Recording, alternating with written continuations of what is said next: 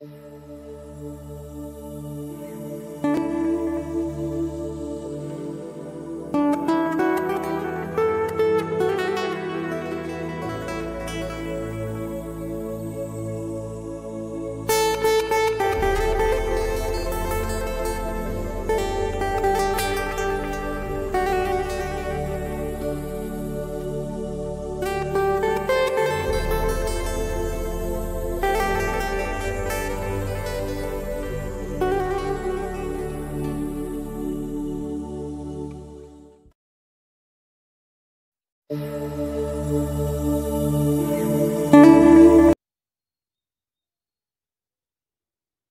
Students, आज हम पढ़ने जा रहे हैं chapter number 8 class +2 transport and communication.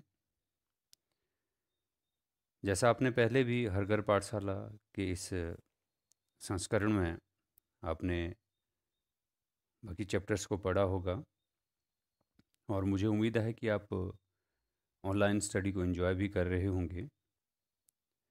तो आज का हमारा जो चैप्टर है वो है ट्रांसपोर्ट एंड कम्युनिकेशन। आपने पहले भी इस चैप्टर में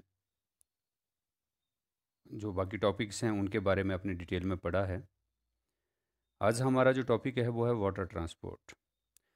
वाटर ट्रांसपोर्ट दो प्रकार का होता है, ओशियन ट्रांसपोर्ट महासागरीय परिवहन और दूसरा है इनलैंड ट्रांसपोर्ट। बच्चों, आपने जो ओशियन ट्रांसपोर्ट है उसके बारे में आपने डिटेल में पढ़ा है। मैं थोड़ी सी आपकी मेमोरी रिकॉल कर दूं। जो मुख्य महासागरीय जलमार्ग हैं, आप मैप में देखिएगा। सबसे पहले आपने पढ़ा है जो उत्तरी अटलांटिक मार्ग, जो सबसे व्यस्तम मार्ग है, उसके बारे में आपने पढ़ा है।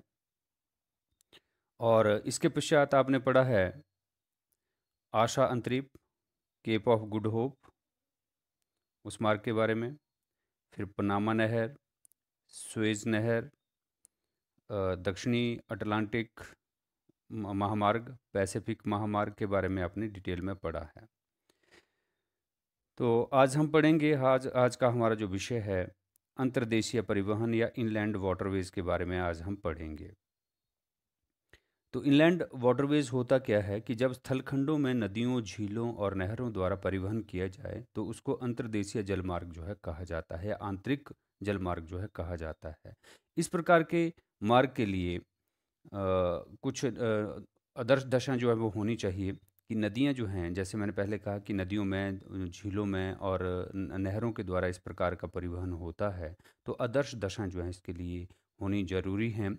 तो इन दशाओं के अंतर्गत नदियाँ जो हैं वो सदा नीरा होनी चाहिए, नित्यवाही या बारहमासी होनी चाहिए, पूरा वर्ष इनमें पानी भरा रहना चाहिए। उन नदियों के बीच में जो गॉर्ज, वाटरफॉल, कैटरैक्ट्स, रैपिड्स इत्यादि जो हैं वो ना हों। ठीक है, महाखड्ड, जलप्रपात, सुमानीपात या क्षिरपिका इत्यादि जो हैं वो नदी या नहर जो है वो ना बनाती हो, और उसके साथ साथ वो मेंडर जो है वो ना बनाती हो, विषर्प होकर के नदी जो है ना बहती हो।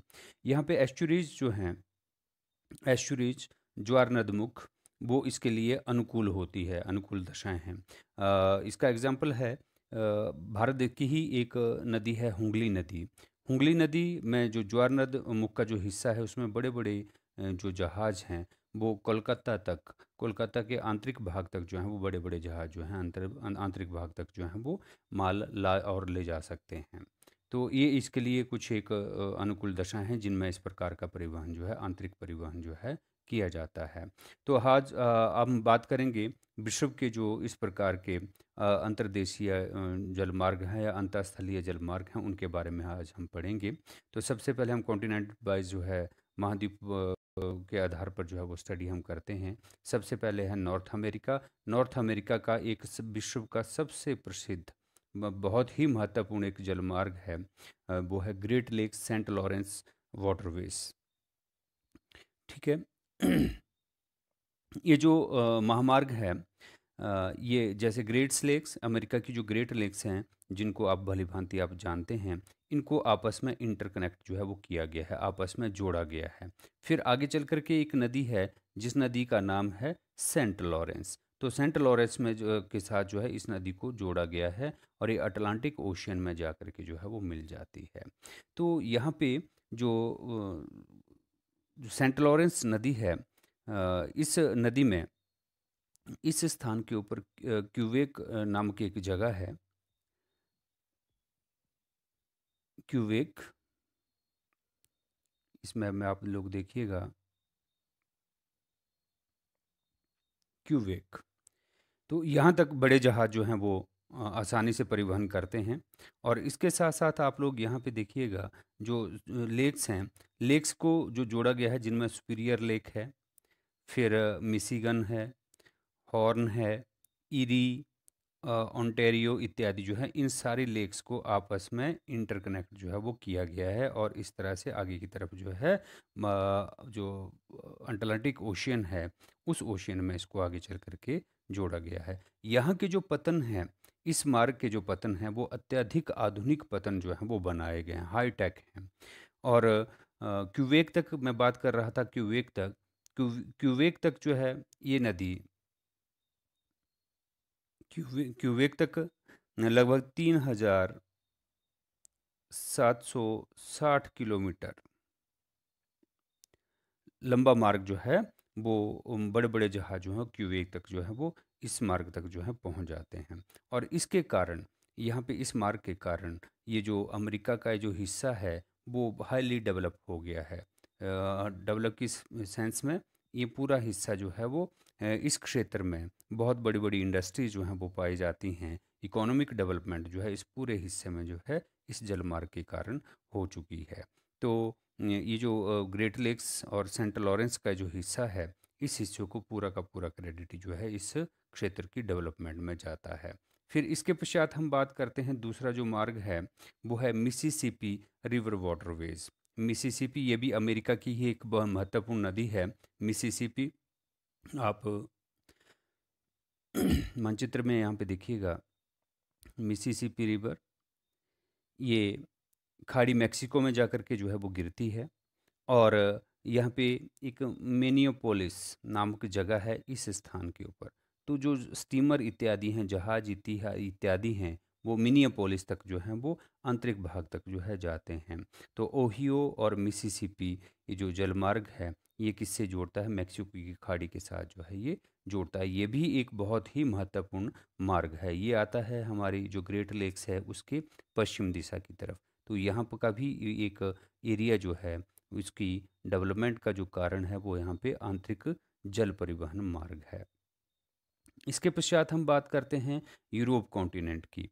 यूरोप कॉन्टिनेंट, ये रहा यूरोप कॉन्टिनेंट। यूरोप कॉन्टिनेंट में बहने वाली जो मुख्य नदी हैं, जो नाव्य हैं या नेविगेबल हैं, तो उनकी हम बात करते हैं यूरोप कॉन्टिनेंट के अंतर्गत।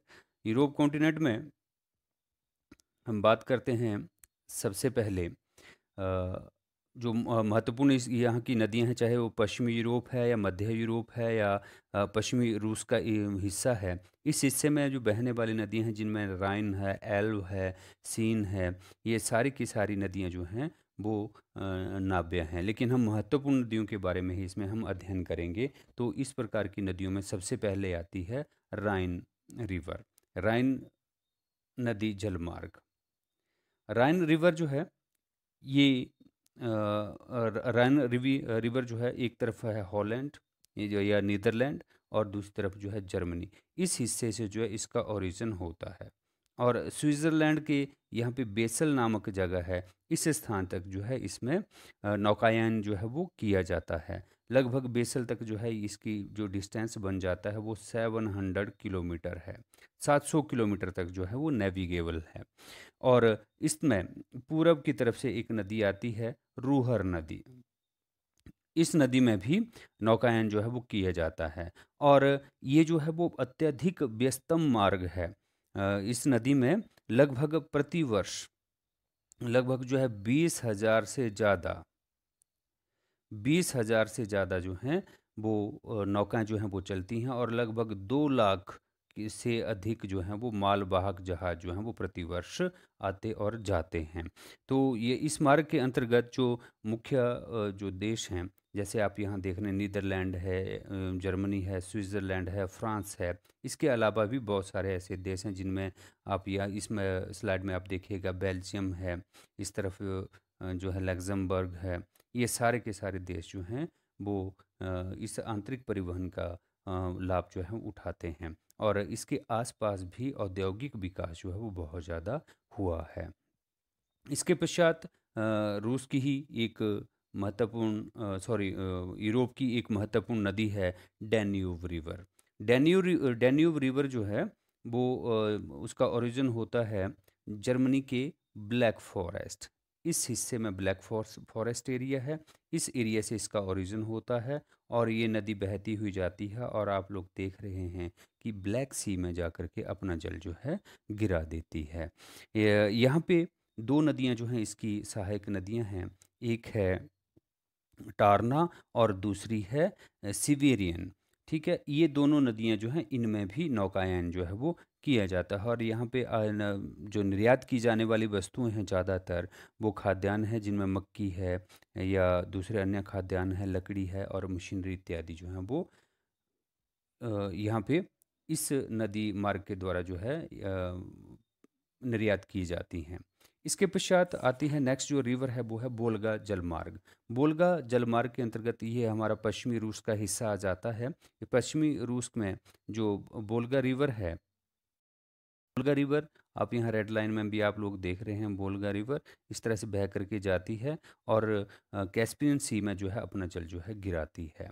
तो बोल्गा रिवर जो है लगभग, जैसा यहाँ स्लाइड में भी लिखा है, कि लगभग 11,200 किलोमीटर तक जो है नेविगेबल है, यानी कि जहाज स्टीमर इत्यादि जो है इसमें चलाए जाते हैं। यहाँ पे इसकी दो महत्वपूर्ण कैनल हैं, नहरें हैं, बोल्गा मॉस्को और दूसरी जो आती है वोल्गा डॉन। यहाँ पे आप लोग देखिएगा, ये वोल्गा डॉन कैनल है। ये अत्यधिक महत्वपूर्ण जो है वो यहाँ की इसकी नहरें हैं। तो ये पूरे इस पश्चिमी यूरोप की डेवलपमेंट का श्रेय जो है इस नदी को जो है वो जाता है। इसके पश्चात हम बात करते हैं, नेक्स्ट कॉन्टिनेंट आता है एशिया। एशिया कॉन्टिनेंट में सबसे पहले हम बात करते हैं चीन की, चाइना। एशिया कॉन्टिनेंट में चाइना की जो दो महत्वपूर्ण नदियां हैं, यांगटी सिकियांग और सिकियांग और हुआंग, तीन नदियां हैं। तो तीनों नदियों में आप यहाँ मानचित्र में देखिएगा, ये है हुआंग नदी, ये यांगटी सिकियांग है, और ये जो है सिकियांग रिवर है। तो ये तीनों नदियां जो हैं वो नेविगेबल हैं, नौकायन जो है योग्य हैं, और ये जो हिस्सा है चाइना के, जो हिस्सा है हाईली पॉपुलेटेड है, सघन जनसंख्या वाला हिस्सा है। तो जिसको सिचुआन के नाम जो है जाना जाता है। तो इस क्षेत्र की डेवलपमेंट इस नदियों के कारण जो है वो हुई है। फिर इसके साथ ही हमारा अपना देश आता है इंडिया। तो इंडिया की जो रिवर है इंडिया में, गंगा नदी नेविगेबल है, ब्रह्मपुत्र नदी, ठीक है, नौकायन योग्य है, और उसके साथ साथ जो है केरल का जो पश्च जल क्षेत्र है, ठीक है, पश्च जल भूमि बैक वाटर है, बैक वाटर में भी इस प्रकार की नौकाएं इत्यादि या स्टीमर इत्यादि जहाज इत्यादि जो हैं वो चलाए जाते हैं। फिर इसके पश्चात हम बात करते हैं, नेक्स्ट जो कॉन्टिनेंट है वो है south America. South America continent, south America continent के अंतर्गत यहाँ पे एक बहुत बड़ी नदी है, अमेजन नदी। अमेजन नदी यहाँ पे आप देखिए मानचित्र में, अमेजन नदी। आपको ये भी पता होना चाहिए कि संसार की ये जल की मात्रा के आधार पर सबसे बड़ी नदी है, सबसे अधिक मात्रा जो है जल की इसमें पाई जाती है। तो ये जो अमेजन नदी है, यहाँ मेनेओस नामक जगह है, इस स्थान पर मेनेओस तक जो है इसमें लगभग 1600 किलोमीटर तक जो नौकाएं या जहाज इत्यादि जो हैं वो चलाए जा सकते हैं। तो इस नदी के कारण आंतरिक भाग में, क्योंकि नदी घाटियों का विकास हुआ यहाँ पे, इनके साथ साथ जो औद्योगिक विकास या जनसंख्या जो है सघन इस क्षेत्र में पाई जाती है। तो मुझे उम्मीद है कि आपको ये कॉन्सेप्ट क्लियर हुआ होगा। इन्हीं शब्दों के साथ आपका बहुत बहुत धन्यवाद। Thank you for watching.